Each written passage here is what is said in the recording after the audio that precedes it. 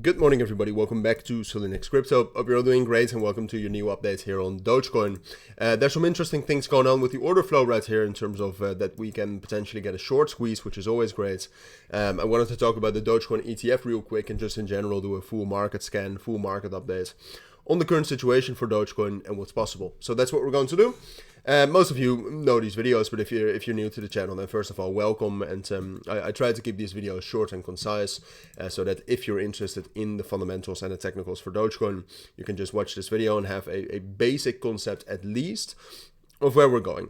Now, Dogecoin so far, technically, it seems like there's not much going on, right? I mean, we had some strength here from a newly formed support. Our main support is 15 cents. That's the strongest one, but that's where we spiked down into.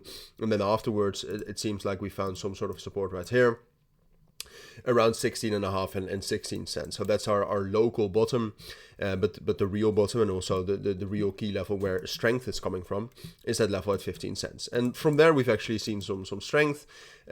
Yesterday, we had some bearish pressure, which was in line with the markets. The market also yesterday, especially in the morning, excuse my nose, and in the afternoon we saw some bearish pressure, but Dogecoin seems to be bouncing back from that. And there's purely technically there's one interesting thing that I think we need to know about, and just in general that we need to be prepared for.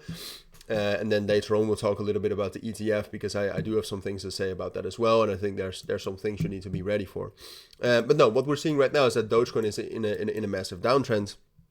I've spoken about this countless times. This has been the case for some time already. But what that usually means is that this is one of the candidates for some long-term shorting. So what you see quite often with coins like these is that they get a little bit over-shorted, all right? People are too eager to get into shorts after every green candle. And here and there, they get punished, like this candle right here, Sunday the 2nd of March, but also this candle right here, we had the 15th of February. And I think one of those candles is actually coming fairly soon. Now, do I think it's coming today or tomorrow? It's hard to say, all right? It's always difficult to time these candles and to time these short squeezes. But what you can see right here is that if you take a look at the order flow for Dogecoin, you can see, first of all, that since yesterday afternoon, we've had some pretty bad long liquidations. Like there's been 2 times where longs have been liquidated quite severely. And at the same point of time, you see these big openings of positions, basically these 3 towers here, where the open interest is going up.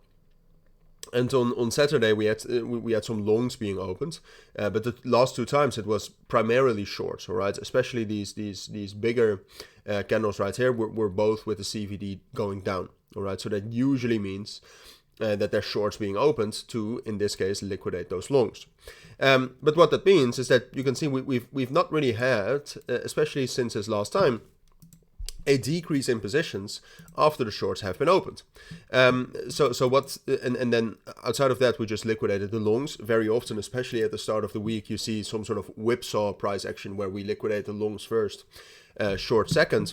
Then outside of that, I am leaning towards expecting a bullish opening of stock markets, which would also push Bitcoin up, which would influence Dogecoin to move up as well.